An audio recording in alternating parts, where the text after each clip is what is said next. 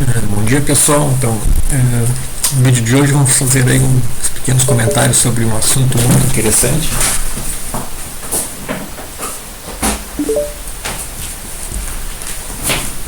que é a teoria cinética, né, dos gases ideais, ou seja, o início da mecânica estatística, aí, uma aplicação para obter o número de Avogadro, né, a partir de considerações da teoria cinética, fusão dos gases, viscosidade, etc. Né? Então esse raciocínio aqui é bem interessante, está feito no Moore, né, um livro clássico de físico-química, e outros livros de maneira às vezes um pouquinho diferente, mas chegando no mesmo lugar. Né? Então o que acontece? Né? Aqui a gente vai obter uma expressão para ter o valor da constante de Avogadro, né, o número de Avogadro, a partir de apenas considerações da teoria cinética. Então o que ele considera aqui primeiro? Né? Tá? Então, a teoria dos gases ideais. Né? Então, esse arquivinho está nessas páginas aqui, né? Então vocês podem ver aí com calma. Né? Então, eu vou falar aqui rapidamente, né, sobre a linha de raciocínio. Então, primeiro, ele considera efusão molecular, ou seja, o movimento, né, dos gases, né, das moléculas do gás, num certo volume, por uma certa superfície. Então, uma figurinha bem simples que está nos livros aí, né? Às vezes é difícil enxergar tudo de uma vez só, mas olhando com calma aqui. Então esse volumezinho aqui é um volume imaginário, né, gerado pelas moléculas que se deslocam, né, nessa direção, da velocidade média, né, no tempo ΔT. Né? Então esse volume, né, está escrito aqui. Né? Então V cosseno θ, né, projeção, né, dt e ds é a área das faces superior e inferior. Isso é para obter o número de moléculas que vão atravessar essa face aqui, né, um certo intervalo de tempo. Né, tá?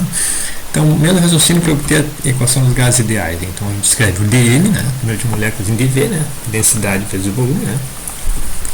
A fração de moléculas nessa direção, θφ, é a fração do ângulo sólido gerado. Né, tá. E o número de colisões por unidade de tempo, unidade de área no hemisfério superior, né, ou seja, o número de moléculas que vai passar pela face superior, né, e obtida integrando essa expressão aqui. Né. Então, está aqui o NV cosseno θ, né, divide por dt, divide por ds, já para dividir por unidade de área, né.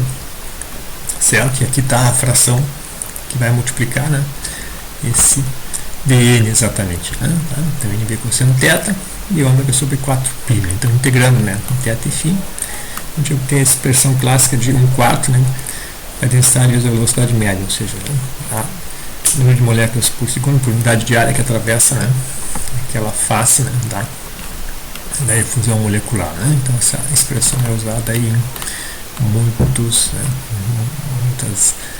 resultados da mecânica estatística da teoria cinética. Né? Então, vocês podem ver aqui o resuminho, né? E depois, né, olhar no livro sempre é melhor. Né? Tá? Então, essa expressão que ele vai usar em seguida, né, segundo o fato importante que ele usa, né, para chegar lá no número de Avogadro. Né? A teoria cinética da viscosidade dos gases. Né? Então, a gente tem um gás se movendo, né? Tá? Então, a gente vai ter atrito entre as camadas, né, vizinhas de gás. Né? Então, só que agora, em vez de ser um sistema contínuo, tem, né, um sistema realmente molecular. Então, eu tenho transferência de moléculas, né, entre diferentes regiões dos gases. Né? Então, o que ele considera? Se lembra que for o caminho médio, né, entre essa diferença entre essas duas fases, ou seja, a distância entre duas colisões sucessivas das moléculas. Né? Então, viscosidade é dada justamente porque o atrito vai, né, gerar a diferença de velocidade de movimento do gás. Então, o gás está se deslocando para a direita, né? E se eu olhar na direção x aqui, né, essa altura lambda, que é o livre caminho médio, que a gente vai obter uma expressão.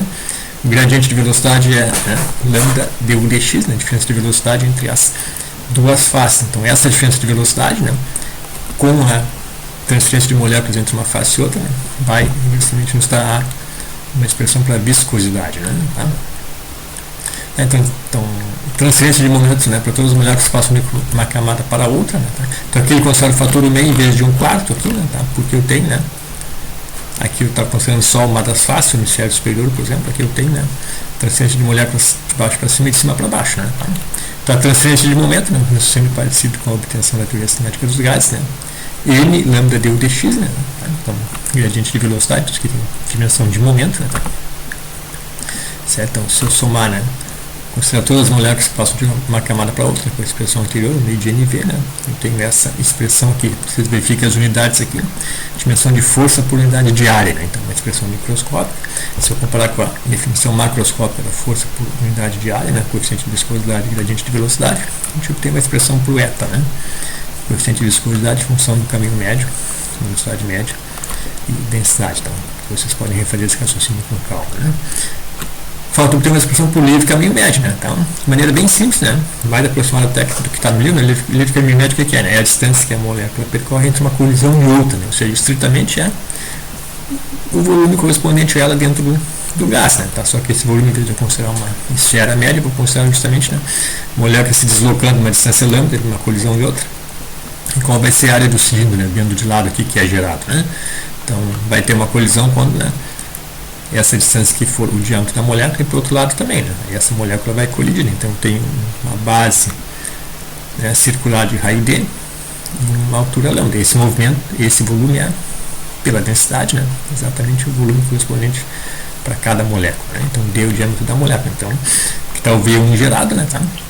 E só isolando lambda tem uma expressão por livre caminho médio. Tem expressões mais precisas, né, mas porque a gente quer essa aproximação aqui está muito boa, né, tá? Então, usando esse lambda na viscosidade, né, tá? A gente obtém a coeficiente de viscosidade em função do diâmetro da molécula e da velocidade média. Com a teoria né, da distribuição de velocidades de Maxwell, né, vai aparecer a temperatura aqui. Vamos escrever o E, tá assim. Posso deixar 5 parâmetros microscópicos, né, o K, né, e a massa da molécula, ou passar para a massa molecular e constante dos gases perfeitos. Né, pode fazer esse exercício. Aqui temos quase o nosso resultado final, né, só que aqui eu ainda não sei o D, né, que é o diâmetro da molécula. Então, o que ele faz aqui? Né, ele obtém a partir da equação de Van der Waals. Né?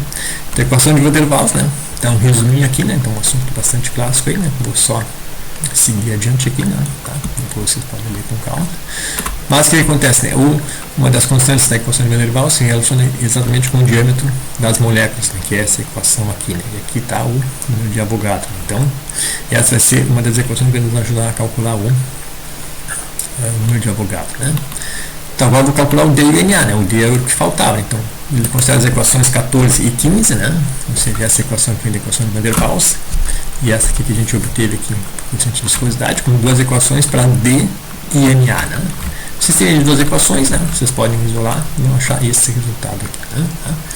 Então, o diâmetro da molécula em termos da coeficiente de viscosidade, o B de Van der Waals, massa molecular e temperatura, né? O número de Avogadro em função da massa molecular, temperatura, né? O coeficiente B da equação de Van der Waals e o coeficiente de viscosidade. Então, verifiquem essa solução aqui, né? Então, e aí, se eu tiver dados experimentais, né, para o lado direito, eu calculo D e NA, né, tá?